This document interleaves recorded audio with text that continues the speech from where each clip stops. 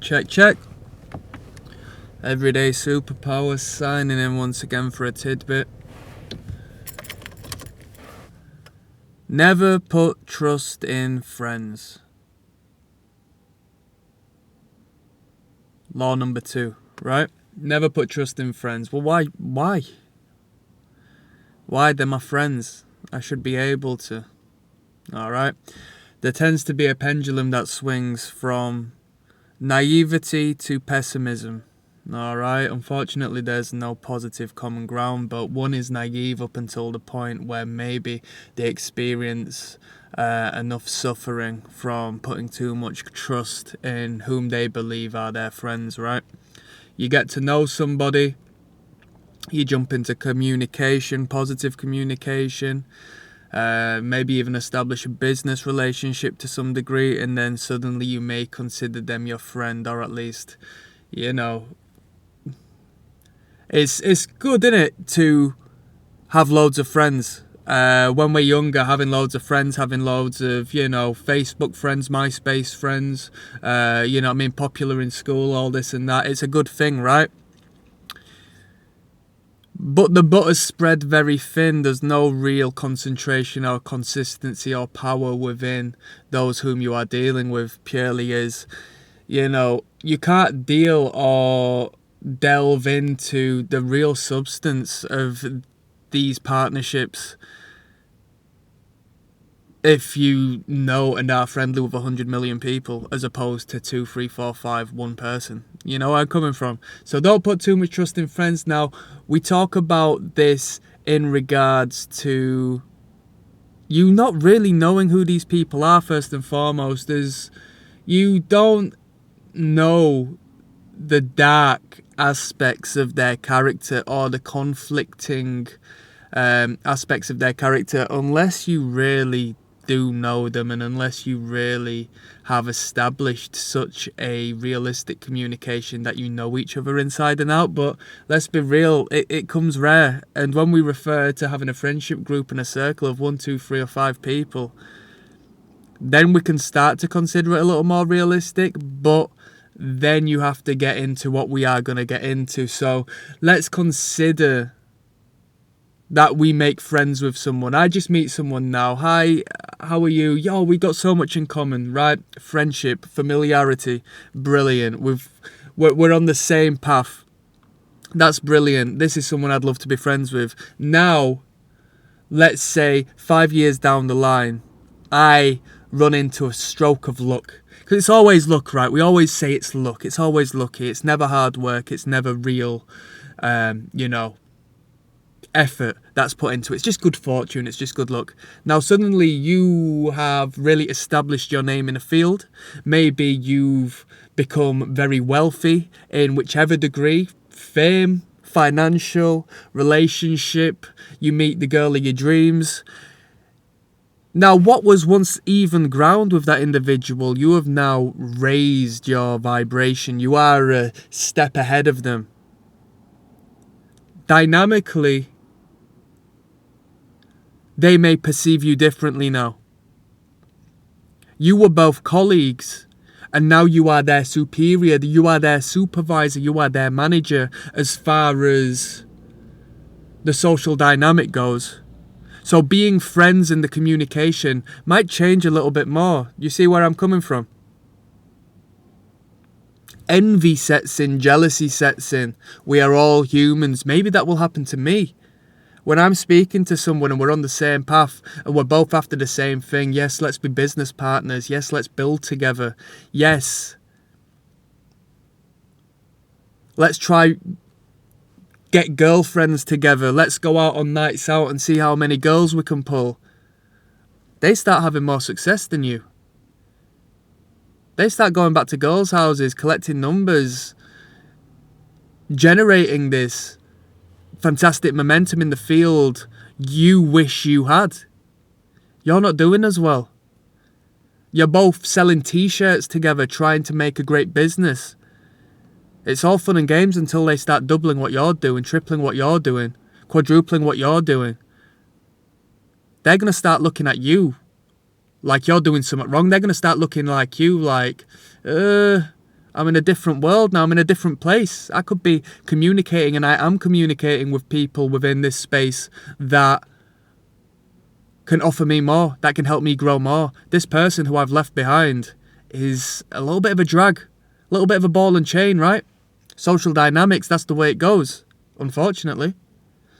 The relationship between man and woman can be a little bit different, right? As we have different perspectives and different drives. But the man is ambitious. The man is number one. The man needs to be number one. There is a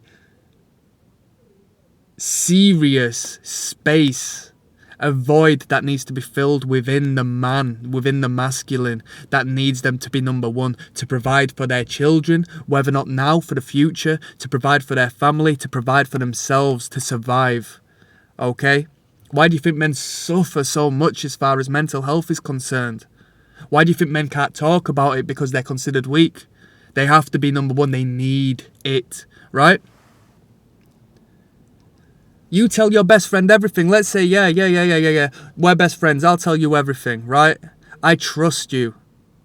Who are you to say you're not going to step on their toes in the future and you're going to fall out and now they know everything about you and now they can attack you, now they can expose you? Yeah? Now the problem this raises is, who can you speak to? Never put too much trust in friends. The girl friend is a friend who happens to be a girl. Same situation, you're lying in bed with her, you're doing what they consider pillow talking, you're speaking on people. What happens when that relationship gets bitter and this scorned woman wants to put you and your business out there? Are you still friends? No, but you trusted them at the time because they were a friend. But now they're not, the tables have turned. And as far as envy goes, do you not think that can happen in relationships as well? Do you not think when you get in a relationship with a woman and you can provide and you can, showcase these masculine traits and you can put food on the table and you can look after her and she loves that and that's why she's fallen in love with you for the most part, alongside your character, of course, but she loves you for what you can provide her, yeah? And now suddenly she gets a promotion at work. Suddenly she gets given a great big opportunity. Suddenly her boss starts offering her what you can't give to her. The dynamic changes. She's put all her trust in you, but now you start to feel a bit bitter about the one you love so much or loved so much. Now the dynamic has changed and you start to perceive her a little bit differently.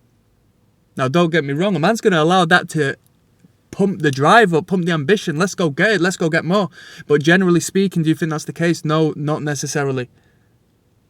Never put too much trust in friends. You don't know who they are. Personal story.